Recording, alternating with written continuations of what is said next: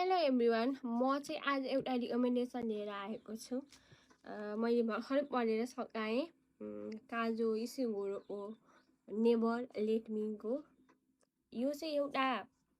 novel हो हैन अनि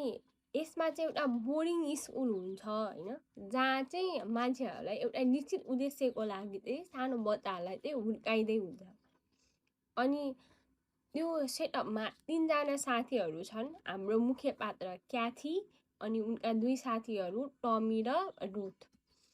अनि यो सेटअपमा चाहिँ अब उनीहरूले चाहिँ कसरी यो फिगर आउट गर्छन् उनीहरू एका लागि हुन् भनेर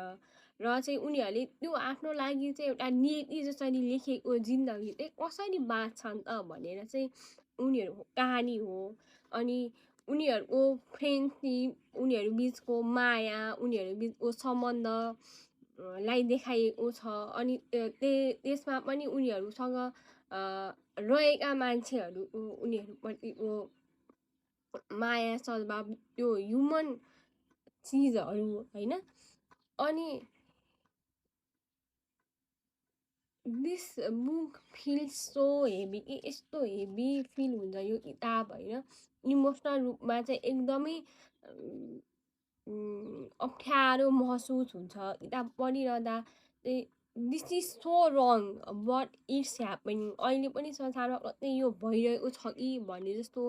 फिल हुन्छ अनि यो फिल त्यो गिल के मैले चाहिँ केही गर्न सक्दिनँ भन्ने टाइपले अनि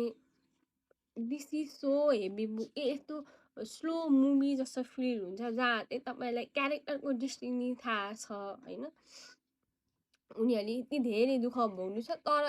तिमीले चाहिँ केही पनि गर्न सक्दैनौ कि यतिकै त्यो उनीहरूको जर्नीलाई हेर्नु बाहेक होइन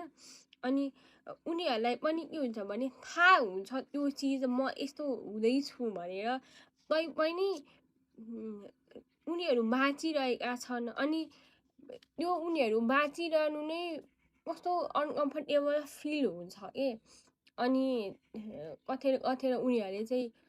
त्यो रेगुलर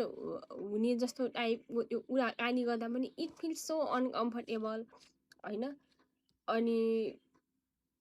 एकदमै इमोसनल बनाउने किताब चाहिँ एकदम स्लो मुभीहरू मन पर्छ भने तपाईँलाई चाहिँ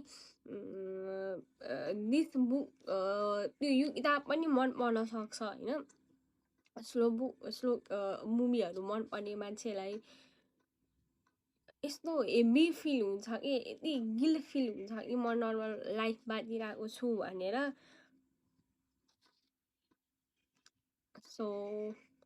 तपाईँलाई त्यस्तो मन पर्छ भने चाहिँ पढ्नु होला